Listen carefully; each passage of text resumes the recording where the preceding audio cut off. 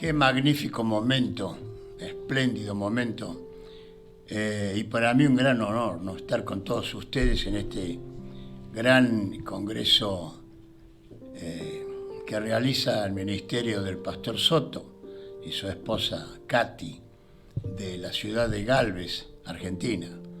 Y esta conferencia es un día de trabajo, es un día de trabajo. Es un día que le vamos a dar todo el tiempo a la palabra y vamos a trabajar sobre el lema dictado por el pastor Soto, que es: ¿a quién enviaré y quién irá por nosotros a trabajar? Esta fue una pregunta que Dios le hizo en un culto donde en el gran templo había un solo miembro, había un solo hermano ese día, y fue el hermano Isaías. Y el Señor llama, yo no sé cómo hacía y qué herramientas usaba Dios, pero después que aparece el hombre, Dios lo llama al hombre y lo usa para sus propósitos. Todos sabemos que un buen día el enemigo, el adversario, le armó un golpe de estado a Dios, y ese enemigo siempre supo que jamás ganaría, se quedaría en el intento, y le costó que lo expulsaran al abismo.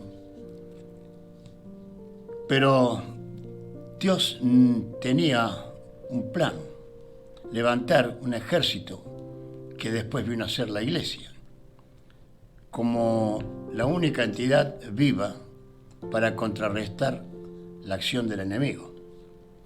La iglesia ha pasado por 20 años de trayectoria y llegamos a estos días. 2020, octubre del 2020, con todas las calamidades y las cosas, y la pandemia y la plandemia que nos está visitando desde hace casi un año. Por lo tanto, hoy yo voy a hablarles a la tropa santa, porque la iglesia tiene delante de Dios calidad de ejército, porque una de sus tareas centrales es combatir al enemigo en lo que se llama la defensa de la verdad, la apologética de la iglesia, la defensa, la proclamación.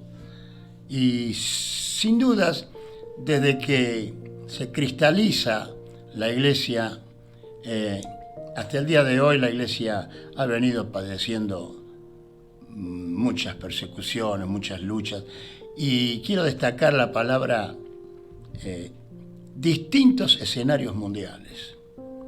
Empezando por distintos escenarios ha tenido que enfrentar la iglesia, y ahora llegamos a este escenario donde yo voy a presentar un poquito nada más que este escenario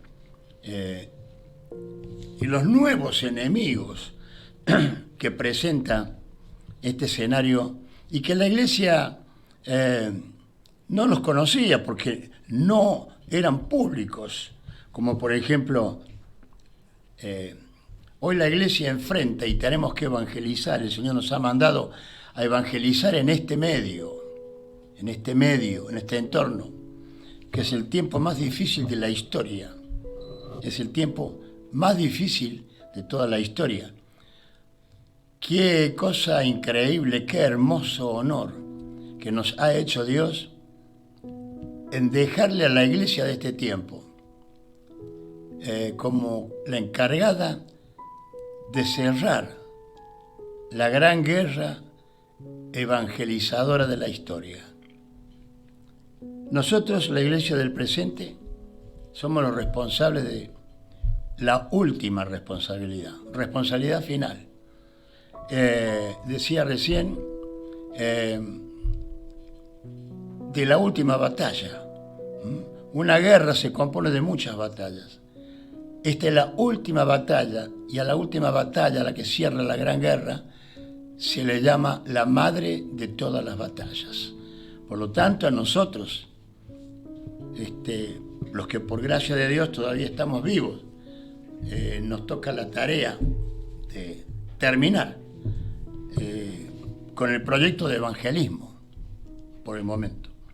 Y es una tarea muy difícil, porque el enemigo ha perfeccionado sus sistemas. La Iglesia no necesita perfeccionar su sistema porque está trabajando sobre un plan ganador. Aparte es un plan que lo ha hecho Dios. Y si lo ha hecho Dios, es perfecto desde su origen. Pero el enemigo va presentando nuevos enemigos, nuevas armas, nuevas estrategias. Y la Iglesia está aquí. Y yo voy a nombrar a algunos de los nuevos enemigos, como por ejemplo la deconstrucción de la masculinidad, la deconstrucción de la feminidad. Como ustedes se dan cuenta, no vamos a poder hablar de todo esto, porque la primera parte de este congreso será introductorio. Después, en la segunda parte, hablaremos del mensaje. Pero primero tengo que presentar la introducción. La deconstrucción de la feminidad. La cultura light. ¿Qué es cultura light? El hombre light, la cultura light son 4 cosas: hedonismo, permisismo, consumismo y relativismo. El sincretismo religioso, o sea, una nueva inteligencia satánica ecumenista. También podemos llamarle la nueva era. La manipulación genética humana, que se trata de alterar el genoma con precisión, y viene a ser la revolución del siglo, alterar el genoma humano. Hay tanto para hablar sobre esto. La posverdad, un poco de verdad y un poco de mentira, es decir, una tercera posición. Miente tanto hasta que pase la mentira por una verdad. Desde que el hombre existe, la humanidad se maneja con verdad y mentira. Tiene que haber una tercera posición. La posverdad es uno de los enemigos nuevos que tiene que enfrentar la Iglesia. Aquellos que el Señor nos llamó en la persona de Isaías: ¿a quién enviaré y quién irá por nosotros a predicar? Hoy tenemos lo que se llama la inteligencia artificial. Por medio de la informática, hacer una máquina que se comporte como un ser humano, que razone como una persona, que piense y actúe racionalmente. El poshumanismo. Se trata de superar por medio de la tecnología las limitaciones intelectuales y físicas. Incluso el poshumanismo pretende hacer un hombre sin Dios, un hombre sin semen humano, un hombre proveniente de los laboratorios y de la tecnología. Y el proyecto es que el hombre sufra menos y, en definitiva, que no muera nunca. Esta es una nueva propuesta que, a través de lo que se llama el nuevo orden mundial, los Illuminati, los masones, que tiene cerebritos trabajando continuamente, como decía Pablo, no ignoramos sus maquinaciones, y están presentando este ateísmo organizado a una iglesia que debe resolver estos problemas, porque somos los responsables de la evangelización de este último tiempo. El poshumanismo, el transhumanismo, que es más o menos lo mismo: hacer un hombre nuevo por medio de la tecnología, que sufra menos, que no se enferme y que no se muera. Después tenemos, hay un espíritu que anda dando vuelta por el mundo.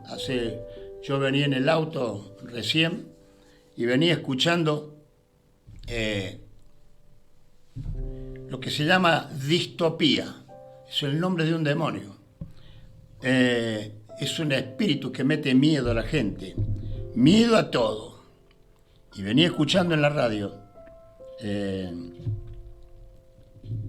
estamos quemados. Estamos quemados es un libro que lo voy a comprar y si lo encuentro por ahí, cómprelo, porque hay razones para decir, y no solamente estamos hablando a nivel Argentina, sino a nivel mundial, ¿no? La distopía, que es el miedo al futuro, sembrando adrede con propósitos de pánico mundial,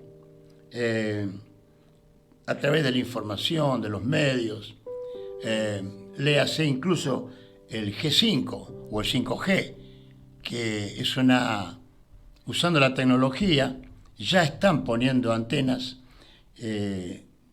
cada 200 metros en el mundo entero. Esto ya se va a generalizar, que va a trabajar con las ondas del aire, con las corrientes eléctricas del aire para el proyecto del anticristo. Todo está en la agenda del anticristo.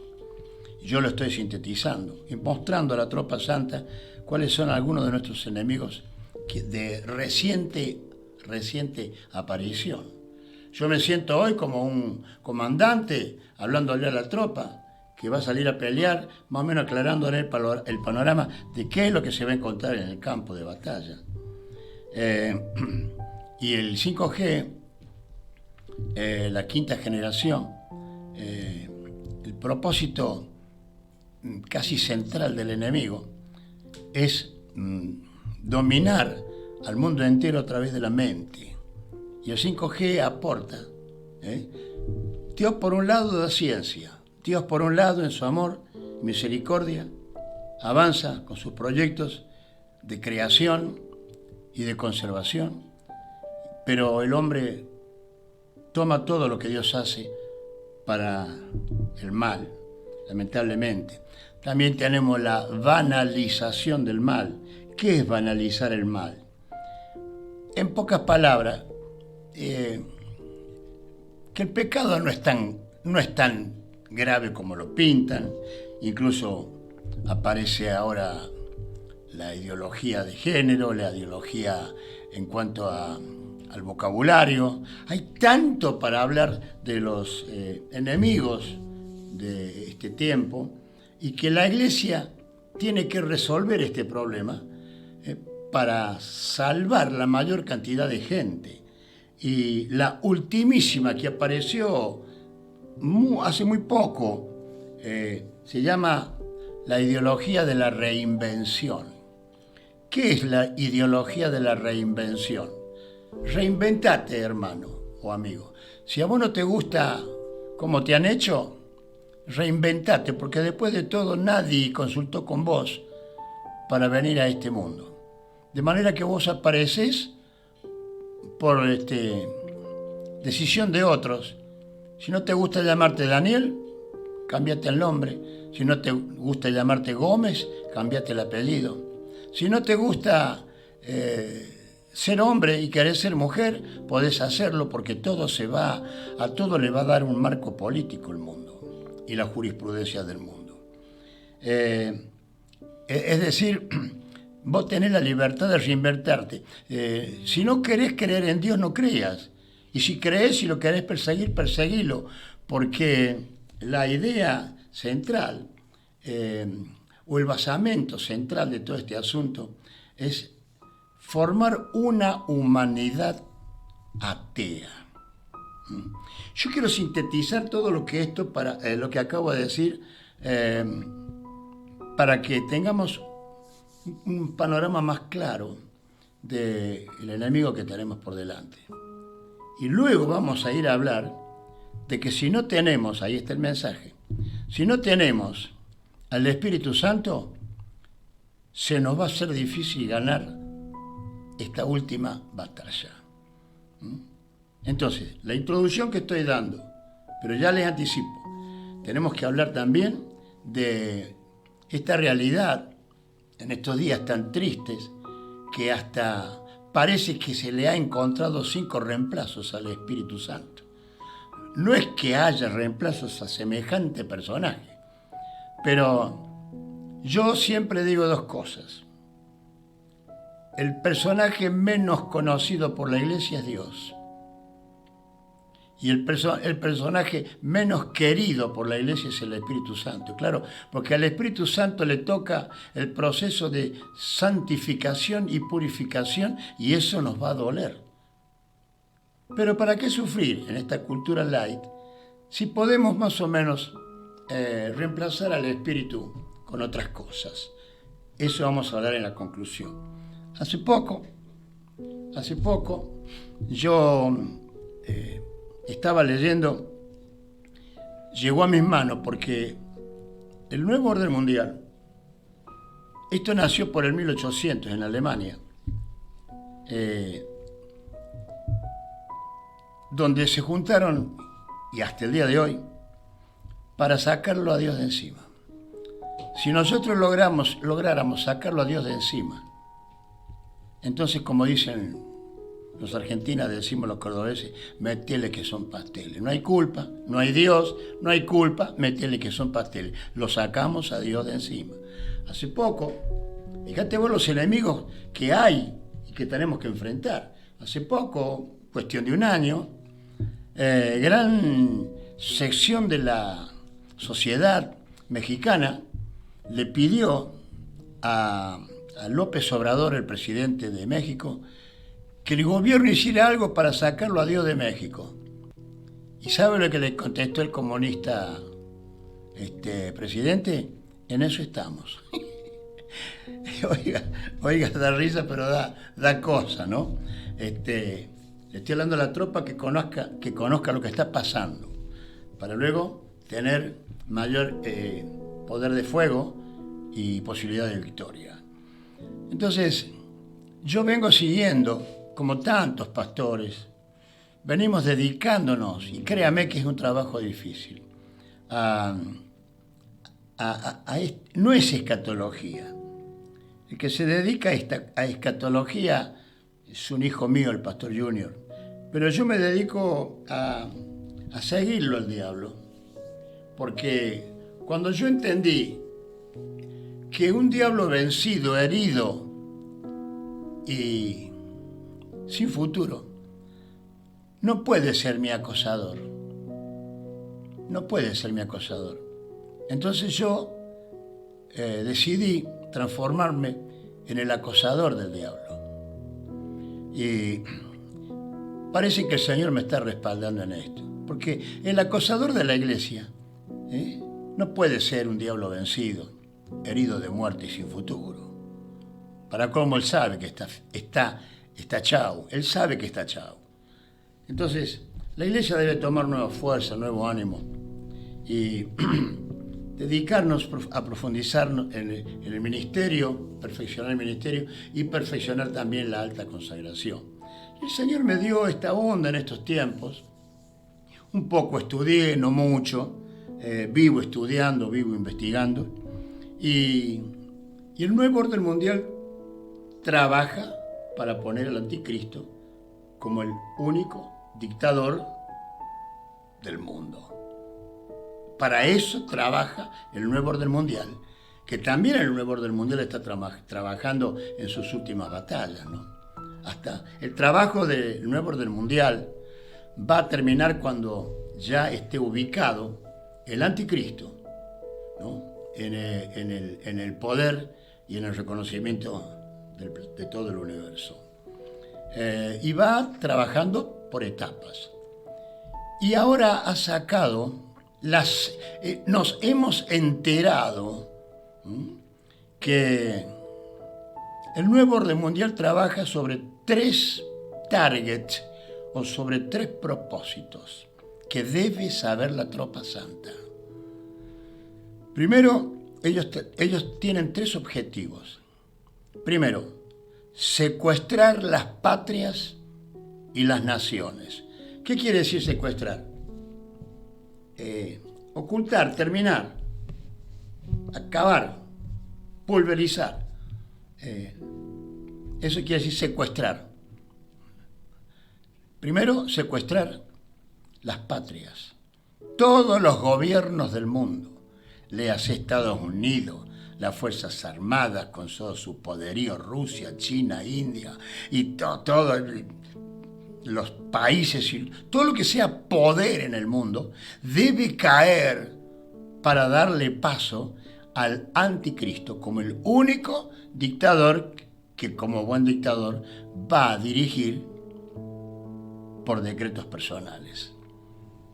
El proyecto es hacer desaparecer todo lo que sea patria, poder, fronteras, naciones, ejércitos y todo otro tipo de poder para darle espacio, hacerle campo al anticristo. Primer punto. Segundo punto de esta agenda es secuestrar la familia. ¿Qué quiere decir esto? Terminar para siempre con lo que se conoce como la base de la sociedad, que es la familia. Es decir, tus hijos ya no van a ser más tuyos y vos tampoco vas a ser tuyo, porque todo habitante va a pasar a ser propiedad del Estado. Se acabaron las familias, padre, madre, tío, abuelo, hijos. Y el diablo es inteligente, más que poderoso es inteligente. Yo creo que es más inteligente que poderoso, porque todo el poder lo tiene de Cristo, ¿no? Él le pega a la base social. Señores, es de terror, ¿no? Pero bueno, este es un congreso de gente inteligente que tiene el espíritu y que siente que recae sobre nosotros dar por terminada esta guerra, que para colmo no la vamos a perder. Pero este es el panorama. Y la tercera estrategia que esta gente tiene, escucha bien, es secuestrar a la Iglesia de Cristo. Pero no me refiero al cristianismo de la secta romana, porque eso es idolatría. Para ellos, Roma y la secta romana idolátrica no es un problema. Se refiere a la iglesia evangélica de los evangélicos de la Biblia. Yo no sé si son protestantes, bautistas, metodistas, es decir, los evangélicos de la Biblia. ¿Y sabe una cosa? Leí el comunicado y dice así: secuestrar a la iglesia evangélica en el mundo, y luego dice, porque son el hueso más duro de roer. ¿Qué le parece?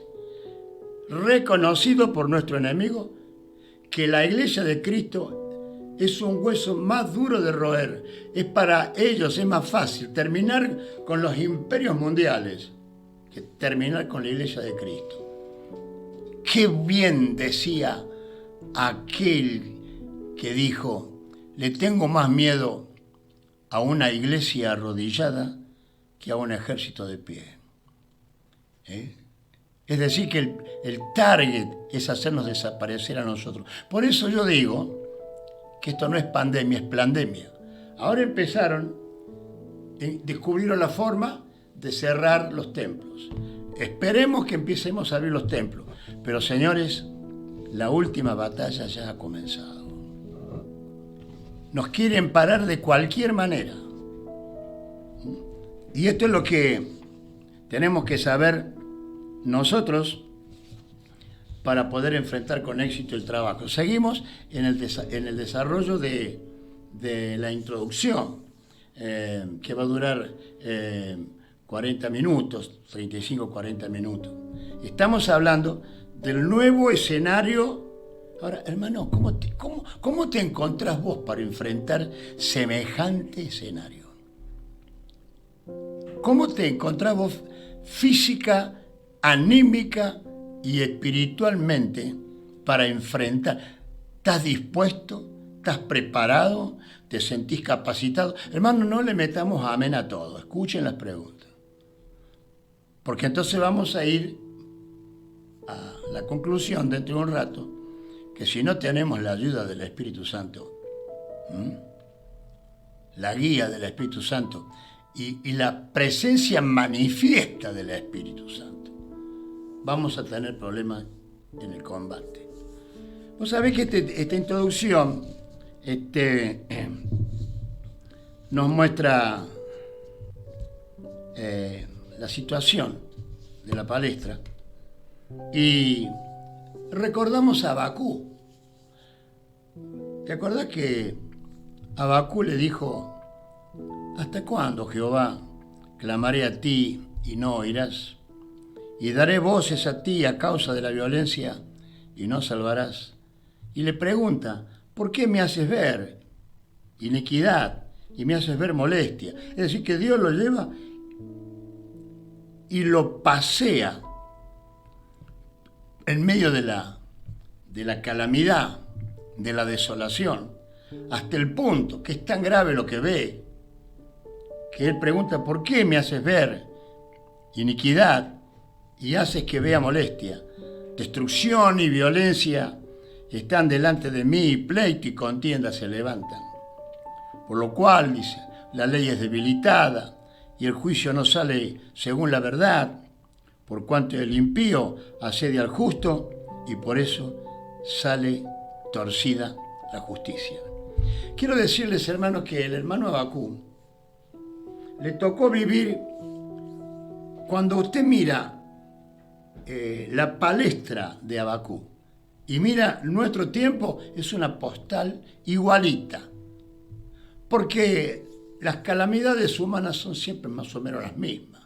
Cambian los actores, cambian los tiempos, pero las calamidades son siempre las mismas, porque están orquestadas por el mismo cerebrito diabólico, del único diablo que hay. Ahora, yo me sorprendí, hermanos queridos, comandantes queridos, cuando Abacú le hace esta pregunta: ¿por qué me haces ver? ¿Por qué me llevas a conocer todo esto? ¿Cuál es tu propósito? ¿Por qué me haces ver? Y descubrí que Dios le hace ver la realidad de la situación, la verdad, no virtual, sino la verdad real, viviticoleando, una verdad palpable, visible, tocable, patente. ¿Sabes para qué? Para concientizarlo al siervo que después Dios iba a usar en medio de esa pandemia de los siglos pasados. Concientizar. A veces, en el ir y venir de mi trabajo, me he dado cuenta que generalmente la iglesia, dije generalmente, no dije totalmente, generalmente me doy cuenta que la iglesia no ha asumido el tiempo que le toca vivir.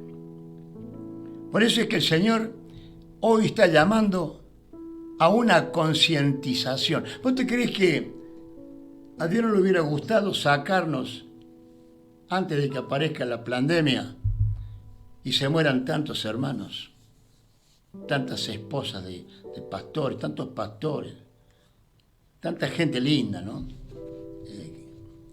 Incluso a los que no conocían a Cristo, estamos hablando del ambiente.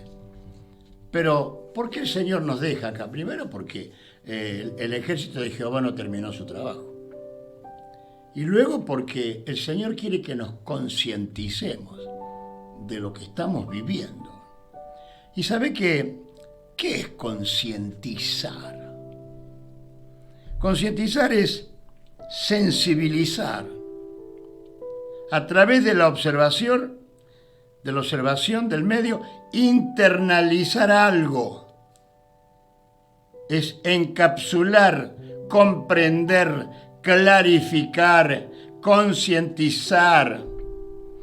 viene a ser la suma de todos los sentidos más profundos que llaman a una responsabilidad de acción. A una responsabilidad de acción. Voy a borrar acá. Concientizar. ¿Usted está consciente de su rol como miembro del ejército de Cristo de este tiempo? ¿Usted está consciente? ¿O usted solamente está sentado en el cohete o en el tren que se va a la luna con el boleto de salvación en la mano? ¿Y lo demás? El día que vos y yo nos bautizamos, ese día sucedieron dos cosas. Primero, aseguramos nuestra salvación por medio de la obediencia, ¿no? Y segundo, firmamos un contrato de trabajo. Y para trabajar en este ejército. El Señor nos salva, pero nos salva con un propósito. No solamente para que me salve yo y me salve yo en una acción egoísta. No, sino que hay un proyecto. Inmediatamente pasamos de la cruz al ejército de Jehová. Ahora, el Señor nos llama a una concientización. Qué lindo que es esto. ¿Qué es concientización? Yo hablo a veces con gente del ambiente y no saben nada. Yo tampoco sé todo. Pero me preocupo por saber. Preocúpate por entender, me dice la palabra del Señor. El Señor aclara y le dice, escudriñad las Escrituras porque ellas dan testimonio de mí. Es decir, tenemos que concientizarnos de lo que está pasando. No perdamos tiempo en saber o en descubrir si el coronavirus o la pandemia es del diablo, de los chinos, viene de los americanos, o viene de Marte o de Bill Gates. Acá hay una situación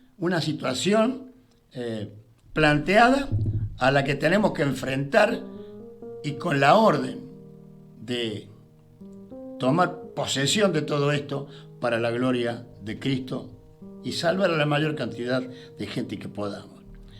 Los desafíos de Dios siempre son traumáticos, porque retan. ¿Te acordás que habíamos quedado que concientizar es sensibilizarse? Internalizar algo, encapsular, en comprender, clarificar, entender los desafíos de Dios. Porque el Señor le estaba mostrando a Habacuc, primero le estaba mostrando la realidad, porque luego tenía una tarea a ese hombre que hacer. Los desafíos de Dios siempre son traumáticos, porque retan a lo más íntimo, porque retan a la voluntad propia, porque habrá que rendirse a voluntad de otro, renunciando a la propia. Retan la voluntad propia. ¿Por qué me hace ver esto? ¿Qué voy a hacer yo? ¿Qué tengo que ver yo en esto? Concientizar es un reto a la voluntad propia, porque habrá que rendirse a la voluntad de otro, renunciando a la propia. Habrá que renunciar o concientizarse, porque es un reto al intelecto y al razonamiento, porque habrá que incursionar en lo sobrenatural. Es un reto a costumbres y hábitos, concientizar. Es un reto a costumbres y hábitos, porque es un llamado a cambiar totalmente de vida. ¡Ah, qué lindo que es esto! La concientización es un reto a la cosmovisión, porque habrá que renunciar a una visión temporal para adoptar una visión eterna. La concientización es un reto al futuro, porque habrá que cambiar rumbos prefijados. Es un reto a proyectos personales, porque el que sigue, al que va adelante, debe renunciar a sus propios proyectos para trabajar en los proyectos del que va adelante. Y finalmente, también podemos hablar de un desafío. Concientizar es un desafío al carácter, porque hay que cambiar el yo personal por el yo del Redentor. Y finalmente es un desafío al tiempo. El desafiado ahora sabe que está en disponibilidad, que ya ni siquiera es dueño de su tiempo. Ustedes se imaginan que todo esto llevaría horas importantísimas para entender un poquito más esto de concientizarnos y capacitarnos mejor. Porque no se puede pelear si no se saben las razones de la pelea. Cuando dos estados están en guerra y los estados a través de la diplomacia deciden terminar la guerra como dé lugar, se pone una tregua, bueno, a fin de mes es la tregua, pero hasta ese fin de mes los dos estados quieren ganar la guerra. Y se ha comprobado que cuando los estados que entran en guerra pelean alquilando mercenarios, hay una alta posibilidad que esa nación que alquila mercenarios pierda la batalla. Mientras que aquella nación que usa patriotas propios, hay una alta posibilidad de que esa nación gane la guerra. ¿Por qué? Porque al mercenario no le importa la razón de la guerra y si gana o pierde, él va a cobrar $3.000 por día de acuerdo al caché que dan actualmente a los mercenarios. $3.000 por día no está mal, ¿no? No está mal. Pero hay posibilidad de perder, pero no hay posibilidad de perder, sino de ganar cuando se usan a los propios y a los patriotas. ¿Por qué? Porque el patriota, el propio, ama lo que está defendiendo y conoce la razón de su guerra. Si nosotros no conocemos el panorama, miren, una de las cosas que yo he visto a través de los días es que la iglesia no conoce a su enemigo. ¿De dónde me agarro yo de esto? ¿Y por qué lo veo? Nadie habla del diablo hoy. Antes de la pandemia tampoco. ¿Cuáles fueron los temas que invadieron nuestros púlpitos? La teología de la liberación, la teología de la prosperidad que ha hecho tanto daño al mensaje sencillo de Jesús. Sanidad, liberación, consígalo ya, llame ya, sea salvo ya, sea apóstol en 3 meses. Y hemos desenfocado el mensaje central, que es la salvación de las personas. Entonces, no hablamos del enemigo porque, como me dijo un colega hace un tiempo atrás, acá en esta iglesia no hablamos del diablo porque no quiero meterle miedo a la gente. Bueno, ¿qué más quiere el burro que lo tiren al trigo, no? ¿A quién le conviene que no hablemos del diablo? Al diablo. Pero nosotros tenemos que hablar del enemigo. Y yo estoy presentando algo del enemigo, de las tragedias y los proyectos y las estrategias que él presenta y tiene para poder saber por dónde meternos y poder destruirlo, aunque sabemos que le queda poco tiempo. Entonces, lo primero que vemos en esto de Habacuc es que el Señor le hace ver lo que vemos nosotros, porque quiere que nos concienticemos de la realidad y nos preparemos para enfrentarla. Luego, Habacuc se concientiza que la salvación solo está en Dios. Señoras y señores, cuando Habacuc se da cuenta del fracaso de los humanismos, cuando nos damos cuenta, Habacuc se da cuenta, se da cuenta que los humanismos han fracasado y mirá cómo está la situación de la humanidad. Él va y ora. ¿Y por qué le dice a Dios, aviva tu obra? Dice, oh Dios, aviva tu obra y en medio de los tiempos hazla conocer.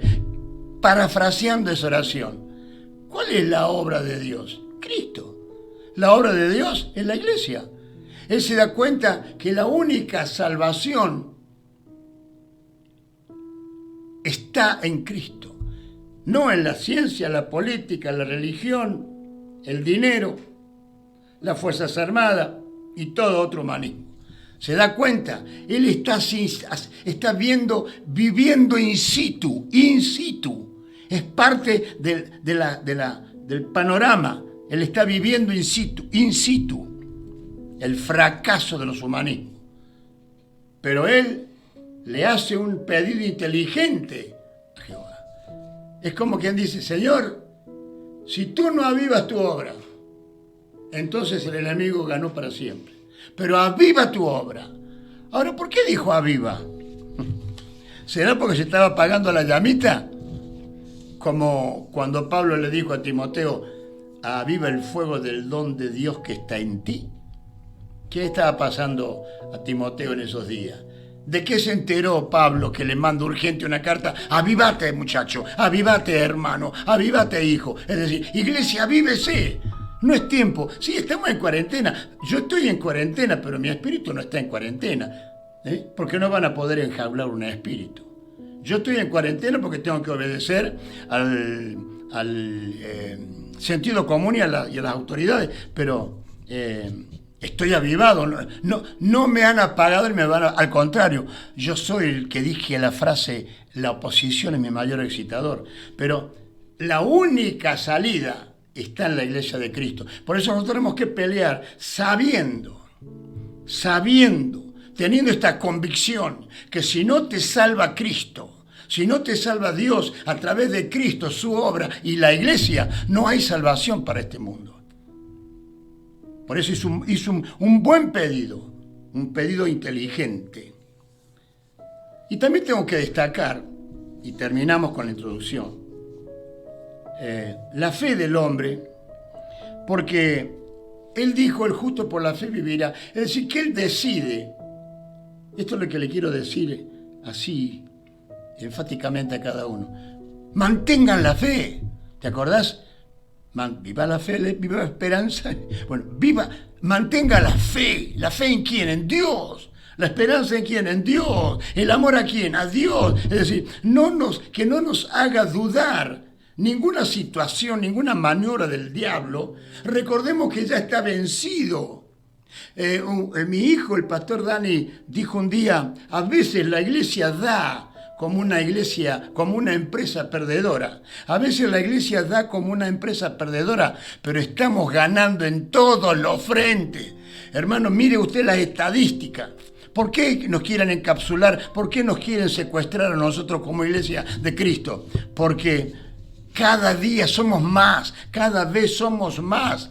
Lea las estadísticas, métase en internet, vea lo que dice Roma. Roma está enojada porque por día en el mundo se vienen de las religiones, incluso de Roma, se vienen a la iglesia de Cristo 180.000 personas por día. Y el 70% de estas personas, ¿sabe dónde vienen? Perdón, el 40%, ¿sabe dónde vienen?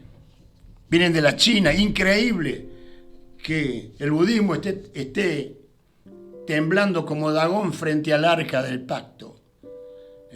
Hace poco el Vaticano dijo, tenemos que hacer algo porque hay una constelación de iglesias evangélicas diseminadas por todo el planeta y no podemos pararlo. Ellos lo han reconocido. Yo tengo la estadística y todo. Usted podría tenerla, métase en internet, estudie, pregunte, compre diario, compre libros, prepárese, no solo espiritualmente, sino también en cuanto a la información, para poder pelear con eficacia y con mayor conocimiento.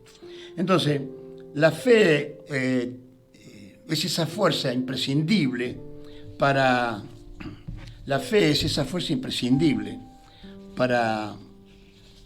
movernos frente a los enemigos de la cruz en este nuevo escenario mundial que creo haberles presentado rapidito. 5 minutos y vamos a ir entonces al mensaje.